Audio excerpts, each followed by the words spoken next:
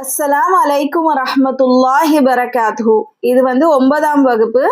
இந்த வகுப்புல நம்ம எப்படி முத்தகீன் ஆறதுன்னு நம்ம பார்க்க போறோம். போன கிளாஸ்ல நம்ம என்ன பார்த்தோம்? குரான் யாருக்கு வழிகாட்டும் நம்ம பார்த்தோம். குரான் யாருக்கு வழிகாட்டும்? முத்தகீன்களுக்கு வழிகாட்டும் நம்ம பார்த்தோம். தக்வாவுடைய மொழியாக்கம் என்னன்னு நம்ம பார்த்தோம். தக்வானா என்னது? தக்குவானா அல்லாஹ் மேல வச்சிருக்கிற பாசத்தினால, அல்லாஹ் மேல வச்சிருக்கிற அன்புனால, அல்லாஹ் நம்மள மேல திருப்தி அடையணுங்கிற அந்த எண்ணத்தினால, அல்லாஹ்வுடைய அச்சத்தினாலையும், அல்லாஹ் இறைவன் சொன்ன விஷயத்த செயல்றது, இறைவன் எதை விட்டு தடுத்தானோ அதை விட்டு நம்ம விலகிடுறது. இப்ப அல்லாஹ் என்ன எனக்கு கட்டளையிட்டானோ அது நான் செய்வேன். அல்லாஹ் இதை எனக்கு செய்யக்கூடாதுன்னு சொன்னானா அது நான் செய்ய மாட்டேன். இதுக்கு பேர் தான் தக்குவா.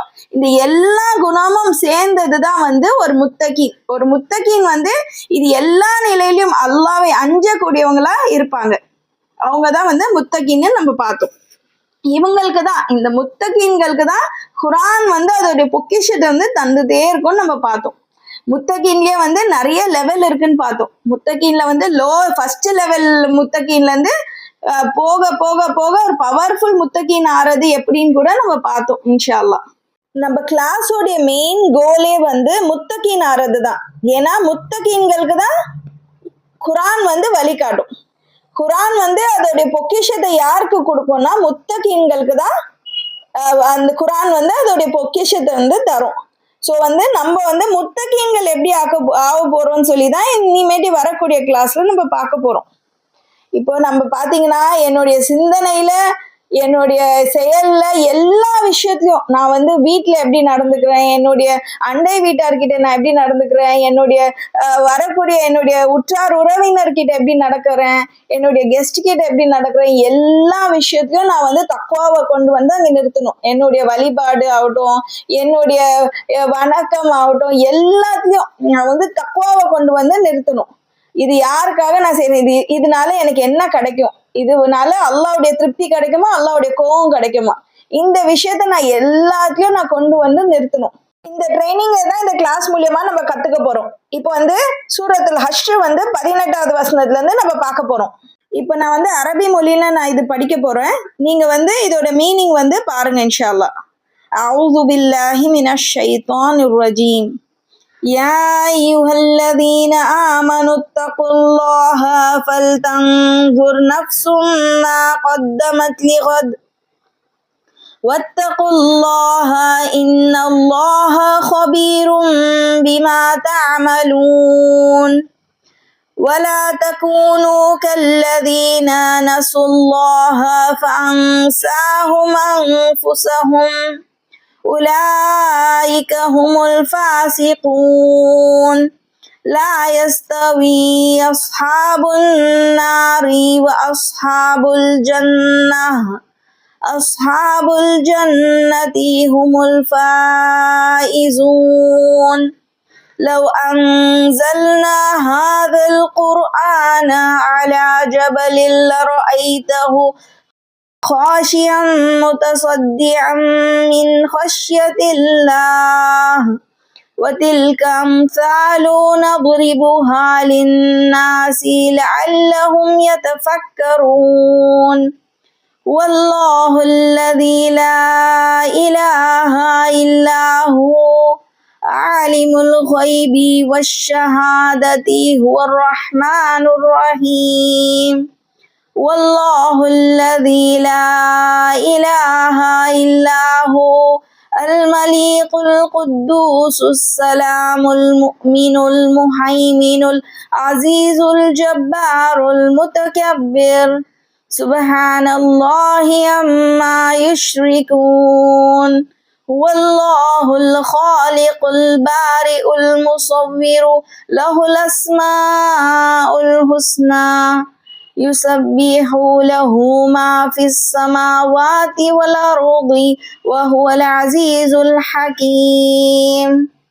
இப்போ இந்த வசனத்தோடைய கருத்தெல்லாம் பாத்தீங்களா? தனித்தனியா பாத்தீங்கன்னா நம்மளுக்கு ஒண்ணுக்கு ஒண்ணு தொடர்பே இல்லாத மாதிரி இருக்கும். இப்போ நார்மலா நம்ம படிச்சுட்டு போகும்போது நம்மளுக்கு என்ன தெரியும்? இது அல்லாஹ் அஞ்சணும்னு சொல்லியிருக்கு. சொர்க்க நரகத்தை பத்தி சொல்லியிருக்கு, அல்லாஹ்வுடைய பெயர்கள் பத்தி சொல்லியிருக்கு, குரான் வாசிக்கணும்னு குரான் படிக்கணும்னு சொல்லியிருக்கு. இப்படிதான் வந்து நம்மளுக்கு வந்து புரியும். இப்ப நார்மலா யார் படிச்சாலும் இப்படிதான் தெரியும். ஆனா யார் வந்து இதை ஆழ்ந்து சிந்திக்கிறாங்களோ, இது வந்து பாத்தீங்கன்னா ஒரு ஒரு வசனம் வந்து இன்னொரு வசனத்தை பலப்படுத்தக்கூடியதா இருக்கு. ஒரு ஒரு வசனமும் தொடர்பு உடையதா இருக்கு. இது வந்து சொல்லுவாங்கல்ல, வரிகளுக்கு நடுவுல யாருக்கு வந்து படிக்க தெரியுதோ அவங்களுக்கு தான் வந்து குரான் வந்து புரியக்கூடியதா இருக்கும். இது வந்து ஒரு ஒரு வசனமும் ஒரு ஒரு வசனத்தை பலப்படுத்துது. சிந்திக்கிறவங்களுக்கு தான் இது வந்து அவங்களுக்கு புரியும்.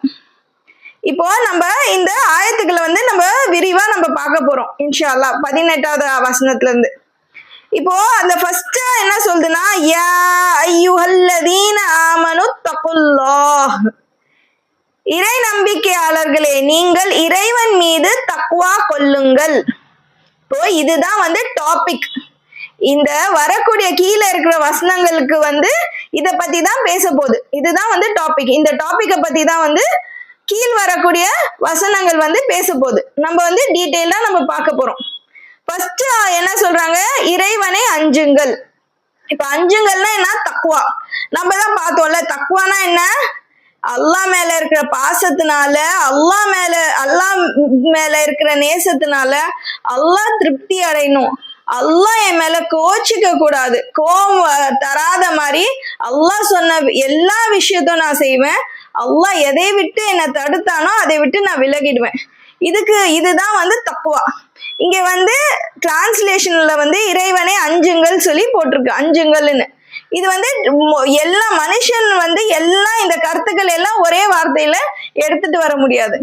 சோ அதனால அஞ்சுங்கள்னு போட்டிருக்காங்க. ரெண்டாவதா இறையச்சம் கொண்டவர்கள் எப்படி இருப்பாங்கன்னு சொல்லுது. வல்தன்சுர் நஃப்சும் மா கத்தமத் லிகத், நாளைக்காக ஒரு மனுஷன் எதை முற்படுத்தினான் என்று சிந்திச்சு பார்க்கட்டும். இப்ப இங்க நாளைக்காகன்னு போட்டிருக்கு. இது எதை குறிக்குது, மறுமைக்காக. யார் வந்து மறுமைக்காக என்ன செய்யற, மறுமை வந்து ரொம்ப சமீபமா இருக்குன்னு அல்லாஹ் சொல்றான். இப்ப எல்லாரும் இறந்துட்டோன்னே நம்ம வந்து அல்லாஹ் முன்னாடி நிக்க போறோம். அப்போ இந்த நாளுக்காக நான் என்ன வந்து இந்த உலகத்துல நான் சம்பாதிச்சேன்னு நம்ம சிந்திச்சு பார்க்கக்கூடியவங்களா இருக்கணும். இந்த யார் வந்து இதை பத்தி சிந்திக்கவே இல்லையோ அவங்க வந்து அல்லாஹ் முன்னாடி நிற்கும் போது நஷ்டவாளிகளா நிற்பாங்க. இப்ப நான் ஒரு வார்த்தை பேசுறேன், ஒருத்தவங்களுக்கு உதவி செய்யறேன், ஒருத்தவங்களுக்கு வந்து நான் அடிக்கிறேன், இல்ல ஒருத்தவங்களை வந்து நான் வந்து கோவமா திட்டி பேசிட்டேன். இது வந்து எனக்கு நாளைக்காக இது என்னவா எனக்கு இருக்க போகுது, இது எனக்கு நன்மையா வரப்போதா இல்ல எனக்கு தீமையா வரப்போதா, இது அல்லாஹ்வுடைய திருப்தியா வருமா இல்ல கோபமா வருமா இல்ல வந்து சொர்க்கமா வருமா நரகமா வருமா, இது எல்லாம் நம்ம சிந்திச்சு பார்க்கக்கூடியவங்களா இருக்கணும். நம்ம வந்து ஒரு நிலையிலும் என்னுடைய 24 hours நான் எப்படி ஸ்பெண்ட் பண்றேன், எல்லா நிலையிலும் அல்லாஹ்க்கு பிடிச்ச மாதிரி நடக்கிறேன்னா இல்ல அல்லாஹ்க்கு வெறுப்பு தரக்கூடிய மாதிரி நடக்கிறோமான்னு இது வந்து நானே என்னையே நான் வந்து மெஷர் பண்ணி பார்த்துட்டே இருக்கணும். உமர் ரலியல்லாஹு அன்ஹு சொல்றாங்க, இது வந்து இறையச்சம்க்கு வந்து ஒரு நல்ல ஒரு எக்ஸாம்பிள் இருக்கு. இப்போ வந்து ஒரு இடம் இருக்கு, அங்க எல்லா இடத்துலயும் முள்ளு செடியா இருக்கு. இப்ப நம்ம அதை கடந்து போகும்போது நம்ம எப்படி போவோம், எப்படி நடந்து போவோம், ரொம்ப கேர்ஃபுல்லா. நான் வந்து என்ன நினைப்போம், என் காலில் மட்டும் முள்ளு குத்தக்கூடாதுன்னு நினைப்போமா, எல்லா இடமும் முள்ளா இருக்கு. அப்ப நான் என்ன நினைப்பேன், என் கையை வந்து முள்ளு குத்தக்கூடாது, என் கண்ணில் முள்ளு குத்தக்கூடாது, என் காதுல எல்லாம் என்னுடைய முழு உடம்பையும் வந்து அப்படியே பாதுகாத்து நடந்து போவேன், அவ்வளோ கேர்ஃபுல்லா போவேன்.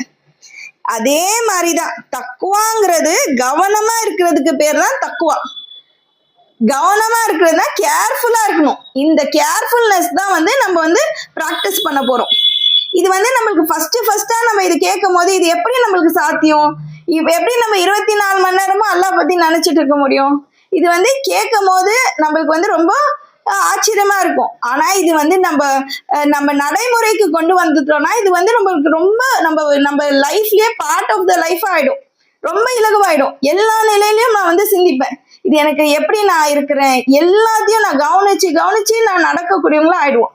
நம்ம ரொம்ப கேர்ஃபுல்லா இருப்போம், பாவத்துல விழக்கூடாது, அல்லாஹ்வுடைய கோவத்தை தரக்கூடிய மாதிரி எந்த ஒரு காரியமும் செய்யக்கூடாதுன்னு நம்ம வந்து ரொம்ப கேர்ஃபுல்லா நடக்கக்கூடியவங்களும் ஆயிடுவோம் இன்ஷா அல்லாஹ். மூணாவதா வந்து அல்லாஹ் மறுபடியும் வத்தகுல்லாஹ் சொல்றான். அப்படின்னா அல்லாவை அஞ்சுங்கள் சொல்லி மறுபடியும் நம்மளுக்கு நினைவூட்டுறான். ஏன்னா அதோட இம்பார்ட்டன்ஸ் நம்மளுக்கு தெரியறதுக்காக மறுபடியும் அல்லாஹ் வந்து ரிமைண்ட் பண்றான். வத்தகுல்லாஹ். நாலாவது பாத்தீங்கன்னா எதுக்காக நான் தக்வா கொள்ளணும்னு அல்லாஹ் இங்க சொல்றான் பாருங்க. அல்லாஹ் என்ன சொல்றான்? இன்னல்லாஹ ஹபீரும் பிமா தஅமலூன். அல்லாஹ் வந்து நம்ம மைன்யூட்டா செய்யக்கூடிய விஷயங்களும் பார்க்கக்கூடியவனா இருக்கானா. ஸோ நம்ம என்ன நினைக்கலாம், அல்லாஹ் வந்து நம்ம செய்யக்கூடிய பெரிய விஷயங்கள் தான் பார்ப்பான், சின்ன சின்ன விஷயங்கள்லாம் பார்க்க மாட்டான். நான் தனிமையில இருக்கும்போது நான் என்ன செய்யறது யாருக்கு தெரியும், நான் வந்து பகிரங்கமா செஞ்சாதான் அல்லாஹ்க்கு தெரியும் நிறைய பேர் நினைக்கலாம். நம்ம செய்யக்கூடிய பெரிய பெரிய தப்பும் சின்ன சின்ன தப்பும் பார்க்கக்கூடியவனா இருக்கலாம்.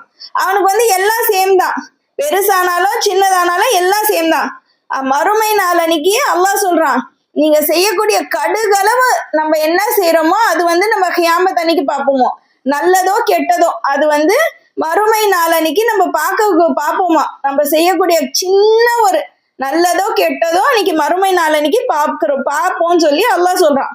ஸோ வந்து அவன் என்ன எதுக்காக நான் தக்வா கொள்ளணும், ஏன்னா அல்லாஹ் வந்து நான் செய்யக்கூடிய எல்லா செயலையும் பார்க்கக்கூடியவனா இருக்கான். இப்ப அஞ்சாவது அல்லாஹ் என்ன சொல்றான்னா, வலா தகூனு கல்லதீன நசுல்லாஹ. நீங்கள் அல்லாஹ்வை மறந்தவர் போல ஆகிடாதீங்க. இப்ப இதுக்கும் தக்வாக்கும் என்ன சம்பந்தம்? இப்ப அல்லாஹ் இங்க என்ன சொல்றான்னா, தக்வா உடையவன் அல்லாஹ்வுடைய நினைவுல எப்பவுமே அவனுடைய நினைப்பிலேயே இருப்பாங்களாம். ஸோ அல்லாஹ் என்ன சொல்றாங்களா, இந்த மாதிரி ஆயிடாதீங்கன்னு சொல்றாங்க தக்வா உடையவங்களை. அப்போ நான் எல்லா நிலையிலையும் நான் அல்லாஹ்வை சிந்திக்கக்கூடியவனா இருக்கணும். ஒரு நல்ல விஷயத்த பாக்குறேன், அப்போ வந்து நம்ம என்ன சொல்லணும், சுப்ஹானல்லாஹ், அல்லாஹ் எவ்வளவு அழகா படைச்சிருக்கான். இப்ப எனக்கு ஒரு துன்பம் வருது, அப்போ வந்து அல்லாஹ் கிட்ட உதவி தேடக்கூடியவங்களா ஆயிடணும். அதுக்கு வந்து எனக்கு அல்லாஹ் சொல்யூஷன் தரான். அப்ப நான் என்ன பண்ணுவேன், அல்ஹம்துலில்லாஹ், எல்லா நிலையிலும் அல்லாஹ்க்கு நன்றி செலுத்தக்கூடியவங்களா, அல்லாஹ்வை புகழக்கூடியவங்களா, எல்லா நிலையிலும் அல்லாஹ்வுடைய நினைவிலே இருக்கக்கூடியவங்களா ஆயிடணும். இப்படி இருந்தோம்னா நம்ம வந்து நமக்குள்ள வந்து தக்வா இருக்குன்னு நம்ம தெரிஞ்சுக்கலாம். இப்ப நான் வந்து ஒரு டீ குடிக்கிறேன் வெளியில போய், அப்ப நான் சிந்திச்சு பார்க்கணும், இது வந்து எங்கெந்தெல்லாம் இந்த டீ தூள் வந்திருக்கு, ஒரு இடத்துல இருந்து பால் ஒரு இடத்துல இருந்து வந்திருக்கு, கேஸ் ஸ்டவ் ஒரு இடத்துல இருந்து வந்திருக்கு, இதோடைய உழைப்பு போடக்கூடியவங்க வேற ஒருத்தங்க, இதெல்லாம் நம்ம சிந்திச்சு பார்த்து அதுக்கு நன்றி செலுத்தக்கூடியவங்களா இருக்கணும். தக்வாவுடையவங்க வந்து எல்லா நிலையிலும் நன்றி செலுத்தக்கூடியவங்களா இருப்பாங்க. அதுவே வந்து தக்வா இல்லாத வந்து எப்படி இருக்கும், நான் காசு கொடுக்குறேன், வந்து டீ போட்டு கொடுக்குறான், இதுல என்ன பெரிய விஷயம்னு அவங்க அப்படி சிந்திப்பாங்க. ஒரு தக்வாவுடையவங்க வந்து எல்லா நிலையிலும் அல்லாஹ்வுக்கு வந்து அல்லாஹ்வோட நினைவிலே இருந்துட்டு அல்லாஹ் எப்படிலாம் படைச்சிருக்கான் அவனுடைய படைப்பை சிந்திப்பாங்க, அவனுடைய மகிமை அவனுடைய மகத்துவத்தை சிந்திச்சு அவனை புகழக்கூடியவங்களா எப்பவுமே இருப்பாங்க. ஆறாவதா தக்வா இல்லாதவங்க எப்படி இருப்பாங்கன்னு அல்லாஹ் சொல்றான் பாருங்க. தம்மை தாமே மறந்தவர்கள் போல் ஆயிடுவாங்களாம். அப்படின்னா தம்மை தாமே மறக்கிறதுனா என்ன, பெற்றோர்கள் ஞாபகம் இருக்கும், அவங்க பிள்ளைகள் ஞாபகம் இருக்கும், அவங்க மனைவி எல்லாம் சொந்தம் பந்தம் எல்லாம் ஞாபகம் இருக்கும். ஆனா என்ன மறந்துடுவாங்க, இது எல்லாம் எதுக்காக அல்லாஹ் எனக்கு கொடுத்தான்னு மறந்துடுவாங்க. அந்த வைங்கிற கேள்விய அல்லாஹ் வந்து மறக்கடிச்சிடுவான். இப்ப வந்து அல்லாஹ் என்ன படைச்சான், அல்லாஹ் வந்து என்ன பார்த்துட்டு இருக்கான், அல்லாஹ் முன்னாடி நான் வந்து மறுமை நாளன்னைக்கு அல்லாஹ் முன்னாடி நிக்கணும். இது வந்து அல்லாஹ் என்ன படைச்சதே அவனை வந்து திருப்தி பண்றதுக்காக, அவனுக்கு வணங்குவதற்காகன்னு சொல்லி அல்லாஹ் மறக்கடிச்சிடுவான். அவங்க எப்படி இருப்பாங்கன்னா, அவங்க மனோ இச்சையும் ஷைத்தானை பின்பற்றக்கூடியவங்களா இருப்பாங்க. அவங்க என்ன பண்ணுவாங்க, அவங்களுடைய பதவி, அவங்களுடைய சொத்து, அவங்களுடைய மனைவி மக்கள் பிள்ளைகள் ஆரோக்கியம் எதுக்காகனே மறந்துடுவாங்க. அந்த நோக்கத்தையே மறக்கடிச்சிடுவான் அல்லாஹ். அப்போ இதுதான் வந்து ரொம்ப பெரிய இது, நம்மளே நம்ம மறந்துடுறது, நம்ம நோக்கத்தையே நம்ம மறந்துட்டோம்னா அல்லாஹ் முன்னாடி நம்ம போய் எப்படி வந்து இருப்போம், நிக்கும் போது நம்ம எப்படி இருப்போம், நம்ம நிலை என்னன்னு நம்ம சிந்திச்சு பார்க்கக்கூடியவங்களா இருக்கணும். ஏழாவது அல்லாஹ் என்ன சொல்றான்னா, லா யஸ்தவி அஸ்ஹாபுன் நாரி வ அஸ்ஹாபுல் ஜன்னஹ். அப்ப இதுக்கும் அல்லாஹ் என்ன சொல்றான், நரகவாசிகளும் சொர்க்கவாசிகளும் ஒண்ணாக மாட்டாங்கன்னு சொல்றாங்க. அப்ப இதுல என்ன தக்வாவை எப்படி கொண்டு வர்றது? அப்போ அல்லாஹ் என்ன சொல்றான்னா, தக்வா உள்ளவங்களும் தக்வா இல்லாதவங்களும் சமமாக மாட்டாங்கன்னு சொல்றாங்க. இந்த துன்யால ஆனா நம்ம பாக்குறதுக்கு அவங்க வந்து சமமா இருக்கலாம். இப்போ ஒருத்தங்க தக்குவா இருக்கு, ஒருத்தருக்கு வந்து தக்குவா இல்ல. 2 பேரும் பக்கத்து வீட்டுக்காரர்களா இருக்கலாம், இல்ல ஒரே ஃப்ரெண்ட்ஸா இருக்கலாம், இல்ல சொந்தங்களா இருக்கலாம். இந்த துன்யால பாக்குறதுக்கு அவங்க சேமா இருப்பாங்க. ஆனா மறுமை நாள்ல பாத்தீங்கன்னா தக்குவா உள்ளவங்க வந்து சொர்க்கவாசிகளா இருப்பாங்க, தக்குவா இல்லாதவங்க நரகத்துக்கு போகக்கூடியவங்களா இருப்பாங்க. ஷைத்தான் வந்து ஆனா இத வந்து மறக்கடிச்சிட்டு ரொம்ப அலங்கரிச்சு காட்டுவான். எல்லாம் ஒண்ணுதான்பா, இந்த துன்யால இருக்கிறவங்க எல்லாம் சேம் தான், எல்லாம் ஒண்ணுதான். ஆனா உள்ள இருக்கிறது வந்து அல்லாஹ்க்கு தான் தெரியும், யாருக்கு தக்குவா இருக்கு, யாருக்கு தக்குவா இல்ல. தக்குவா இல்லாதவங்க சொர்க்கவாசி, தக்குவா இல்லாதவங்க நரகவாசி சொல்லி அல்லாஹ் அதுதான் சொல்றான். இது வந்து ஒண்ணா மாட்டாங்கன்னு அல்லாஹ் சொல்றான் இதுல.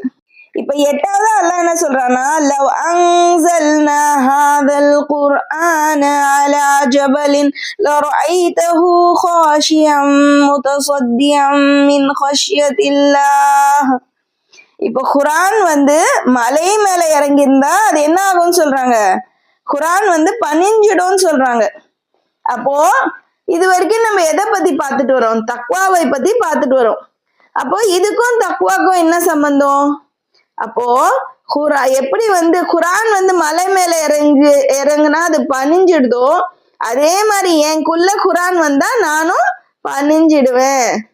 இப்போ நிறைய பேர் சொல்லுவாங்க, அல்லாஹ்வை அஞ்சுங்க அஞ்சுங்கன்னு சொல்றீங்க, எப்படி அஞ்சுறது, எனக்கு அது வர மாட்டேங்குது அப்படின்னு சொல்லுவாங்க. அப்போ அதுக்குதான் பதில் அல்லாஹ் இங்க சொல்றான், நீ குர்ஆனை படி உனக்குள்ள தக்வா வரும், நீ அல்லாஹ்வை அஞ்சக்கூடியவங்களா ஆயிடுவ. இப்போ திறந்த மனதுடன் யார் வந்து குர்ஆனுக்குள்ள நுழையிறாங்களோ, அவங்க குர்ஆனை படிக்க படிக்க படிக்க அவங்க என்ன ஆயிடுவாங்க, முத்தகீன் ஆயிடுவாங்க. முத்தகீன்களுக்கு தான் குர்ஆன் வந்து வழிகாட்டும். எப்படி வந்து மலை வந்து தூள் தூளா அப்படியே அல்லாஹ்வுடைய நடக்கத்தினால அது வந்து அப்படியே அதே மாத்திக்குதோ, அதே மாதிரி எனக்குள்ள குர்ஆன் வந்தா நானும் மாறிடுவேன், நானும் தக்வா உள்ளவங்களா மாறிடுவேன்னு இந்த வசனம் வந்து அதை பத்தி சொல்லுது. இப்போ 9வது அல்லாஹ் என்ன சொல்றானா, ஹுவல்லாஹுல்லதீ லா இலாஹா இல்லாஹு ஆலிமுல் கைபி வஷ்ஷஹாததி ஹுவர் ரஹ்மானுர் ரஹீம். இந்த வசனத்துல வந்து அது அல்லாஹ் வந்து அவனை பற்றியும் அவனுடைய ஆற்றலை பத்தியும் நிறைய சொல்லிட்டு வரான் கீழ் வரக்கூடிய வசனத்துல. சோ இதுக்கும் தக்வாக்கும் என்ன சம்பந்தம்? இப்ப நம்ம தக்வா பத்தி தான் பார்த்துட்டு வரோம், இதுக்கும் தக்வாக்கும் என்ன சம்பந்தம்? இப்ப இதுல என்ன நம்மளுக்கு புரியுதுன்னா, நம்ம அல்லாஹ் தக்வா கொள்ளணும்னா அல்லாஹ்வை படிக்கணும். அல்லாஹ் வந்து ஃபர்ஸ்ட் யாருன்னு நம்மளுக்கு தெரியணும். அல்லாஹ்வுடைய பெயர்கள் என்ன, அல்லாஹ்வுடைய பண்புகள் என்ன, அல்லாஹ் எப்படியாப்பட்டவன்னு, அவன் வந்து நம்ம வேலை எப்படி என்ன மாதிரி வேலைகள் அவன் செஞ்சிட்டு இருக்கான், அவன் என்ன மாதிரி காரியங்களை ஆற்றிட்டு இருக்கான், அவன் எவ்வளோ அதிகாரம் உள்ளவன், அவன் எவ்வளோ அவன் படைப்பாளன், நம்மள பராமரிக்கிறவன், எல்லாம் அவன் தான். சோ இந்த சிந்தனை எனக்குள்ள வரணும். இந்த சிந்தனை வர வர வர அல்லாஹ் பத்தி நான் படிக்க படிக்க படிக்க நான் என்ன ஆயிடுவேன், தக்வா உள்ளவங்களா ஆயிடுவேன். சோ அல்லாஹ்வை படிச்சா நம்ம என்ன ஆயிடலாம், முத்தகீன் ஆயிடலான்னு சோ நம்ம 2வது வழி அல்லாஹ் இங்க சொல்றான். இப்போ நம்ம இந்த வசனத்தை எல்லாம் பார்த்தோம். இப்போ அல்லாஹ் என்ன சொன்னா, இத்தக்குள்ளா சொல்லிட்டு நிறைய விஷயங்களை சொன்னான். சோ நம்ம என்னென்ன கத்துக்கிட்டோம்? இப்ப நான் முத்தகீன் ஆனோம்னா 3 வழிகளை நம்ம கத்துக்கிட்டோம். என்னென்ன வழி?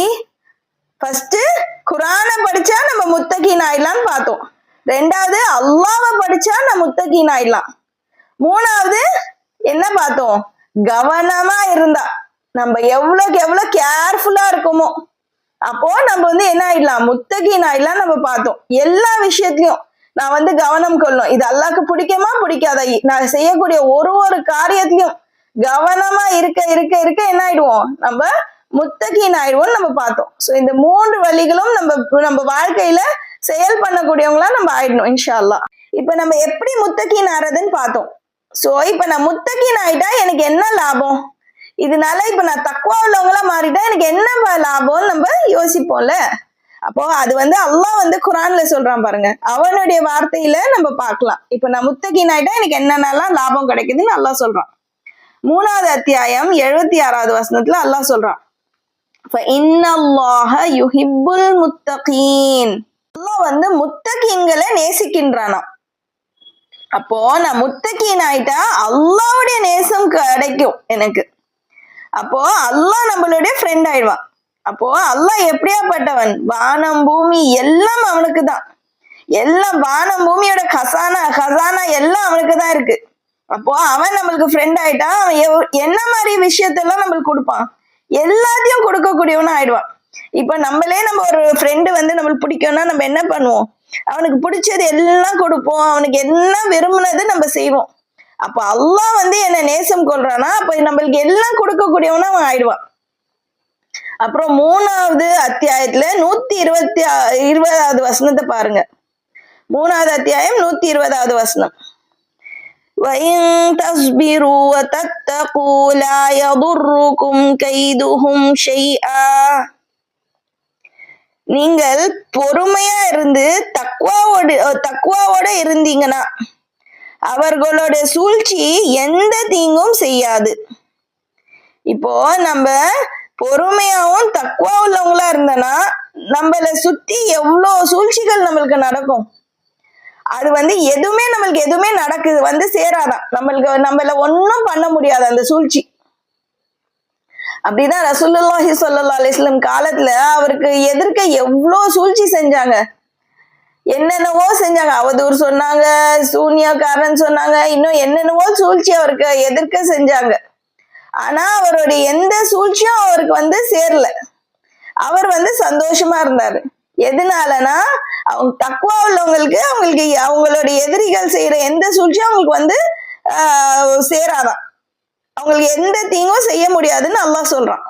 7வது அத்தியாயத்துல 96வது வசனத்தை பாருங்க. அல்லாஹ் என்ன சொல்றானா, வலவ் அன்ன அஹ்லல் குரா ஆமனு வத்தகூ லஃபதஹ்னா அலைஹிம் பரகாத்தின் மினஸ் ஸமாஇ வல் அர்த். அவங்க அந்த ஊர்க்காரங்களை குறிச்சு சொல்றான் அல்லாஹ். அந்த ஊர்க்காரங்க வந்து ஈமான் கொண்ட நிலையில தக்வா வளர்த்திருந்தா அவங்களுக்கு வந்து வானத்திலும் பூமியில இருந்து அல்லாஹ் வந்து பரக்கா கொடுத்திருப்பானா, பரக்கத்தை கொடுத்திருப்பேன்னு அல்லாஹ் சொல்றான். இப்ப நம்ம பரக்கத்னா என்ன நினைப்போம்? காசு, பணம், செல்வம் இதைதானே நம்ம நினைப்போம். பரக்கானா அது இல்ல. பரக்கானா செல்ஃப் சாட்டிஸ்பாக்சன், மன நிம்மதியை கொடுத்திருப்போம். கொஞ்சம் இருந்தாலும் நிறைவா இருப்பாங்க. அவங்க வந்து எப்பவுமே வந்து என்ன சொல்றது, நிறைவா இருப்பாங்க, சாட்டிஸ்ஃபைடா இருப்பாங்க எல்லா நிலையிலும். இப்போ நம்ம தக்வா கொண்டா நம்மளுக்கு இந்த குணம் வரும்னு அல்லாஹ் சொல்றான். அப்புறம் 8வது அத்தியாயத்துல 29வது வசனத்துல அல்லாஹ் சொல்றான் பாருங்க. யா அய்யுஹல்லதீன ஆமனூ இன் தத்தகுல்லாஹ யஜ்அல் லகும் ஃபுர்கானா. நம்பிக்கையாளர்களே, நீங்க தக்வா கொண்டிருந்தா அல்லாஹ் வந்து உங்களுக்கு ஃபுர்கான் தரேன்னு அல்லாஹ் சொல்றான். இப்ப நம்மளுக்கு ஃபுர்கான்னா என்னன்னா, சரி எது தப்பு எதுன்னு பிரிச்சு பார்க்கக்கூடிய நாலேஜை வந்து அல்லாஹ் கொடுப்பான். அப்ப எனக்கு கரெக்டா இது சரி இது தப்புன்னு எனக்கு புரியக்கூடிய அந்த ஆற்றல் வந்து அல்லாஹ் கொடுப்பான். அப்ப நம்ம சரி எது தப்பு எதுன்னு தெரிஞ்சா நம்ம என்ன பண்ணுவோம்? நம்ம தப்பான ரூட்ல போகக்கூடிய வாய்ப்புகள் வந்து இருக்காது. இப்ப நான் தப்பா செஞ்சாதான் என்னுடைய ரிசல்ட் வந்து தப்பா இருக்கும், தப்பான முடிவுல போய் சேருவோம், லாபம் நஷ்டம் எல்லாம் வரும். அதுவே நான் வந்து சரியா எனக்கு எது சரின்னு தெரிஞ்சா நான் சரியான ரூட்ல போய் நம்ம வந்து லாபம் பெறக்கூடியவங்களா நம்ம எல்லா நிலையிலும் ஆயிடுவோம் இன்ஷா அல்லாஹ். அப்புறம் வந்து 65வது அத்தியாயத்துல 2, 3 அந்த மாதிரி வசனத்துல லைனா அல்லாஹ் சொல்றான் பாருங்க. நிறைய விஷயம் அல்லாஹ் சொல்றான். وَمَن يَتَّقِ اللَّهَ يَجْعَل لَّهُ مَخْرَجًا. யார் தக்வா கொண்டிருக்காங்களோ அவங்களுக்கு அல்லாஹ் வந்து ஒரு போக்கிடத்தை வந்து தருவானா. போக்கிடம்னா என்ன? இப்போ ஒரு முட்டு சந்துல போய் நம்ம போய் மாட்டிக்கிறோம். அப்போ வந்து அல்லாஹ் வந்து அதுல இருந்து கூட தப்பிக்கக்கூடிய வழியை வந்து காட்டுவானா. இப்ப நம்மளுக்கு எந்த துன்பம் வந்தாலும் அல்லாஹ் வந்து அதுல இருந்து வெளியில வரக்கூடிய வழிகளை வந்து அல்லாஹ் காட்டுவேன்னு சொல்றான் தக்வா கொண்டவங்களுக்கு. அப்புறம் சொல்றான், வயர்சுகுஹு மின் ஹைஸு லா யஹ்தஸிப். அவங்க எதிர்பார்க்காத விதத்துல வாழ்வாதாரத்தை வந்து கொடுப்பானா. இப்போ நம்ம ஏதோ எந்த விதத்துல நம்மளுக்கு எதிர்பார்க்கவே முடியாத அளவுல வந்து நம்மளுக்கு ரிஸ்க் வந்து நம்மளுக்கு வந்து சேர்ப்பானா. இதெல்லாம் யாருக்கு இது கிடைக்கும்னா, யார் தக்வா கொண்டிருக்காங்களோ இந்த லாபம் எல்லாம் யாருக்கு கிடைக்கணும்? யார் வந்து அல்லாஹ் மேல தக்வா கொண்டு முத்தகீன்களா இருக்காங்களோ அவங்களுக்கு தான் இந்த லாபம் கிடைக்குமா. சோ நம்ம என்ன ஆயிடணும், நம்ம முத்தகீன்களா ஆயிடணும். நம்ம வந்து ஒரு சார்ட் மாதிரி ப்ரிப்பேர் பண்ணோம். முத்தகீன்னு அல்லாஹ் வந்து நிறைய இடத்துல குர்ஆன்ல சொல்றான். அந்த எல்லாத்தையும் நம்ம நோட் பண்ணி நம்ம வந்து அது எல்லாம் நம்ம செயல் பண்ணக்கூடியவங்களா ஆயிடணும். அப்படியே தக்குவாதாரிகளா, அதான் சொன்னோம்ல, பவர்ஃபுல் முத்தகீனா ஆயிடணும். பவர்ஃபுல் முத்தகீனா ஆக ஆக அல்லாஹ் சொல்லக்கூடிய லாபம் எல்லாம் கிடைக்கும். குர்ஆன் வந்து புரிய ஆரம்பிச்சிடும். குர்ஆனோட பொக்கிஷம் வந்து நம்மளுக்கு கிடைக்கும். அப்போ நம்ம அல்லாஹ்வுக்கு நேசம் கூறியவங்களா நம்ம ஆயிடுவோம் இன்ஷா அல்லாஹ்.